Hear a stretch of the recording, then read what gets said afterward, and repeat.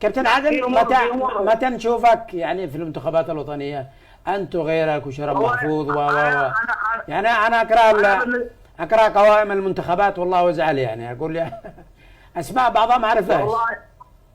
والله يا استاذ احمد، انا اقول لك انا شيء واحد، رغم يعني ان انا اعز الشخص احمد طلال العيسي، ولكن اعلن الان على الهواء انا اعتزلت العمل الاداري في اي منتخبات وطنيه، سواء كاداري او في جهاز فني او في اي مجال. لن اشارك في اي مجال مع اتحاد كره القدم. ليش؟ للامانه، لان احنا ظلمنا كثيرا ولا ننتظر منا او صدقنا من احد.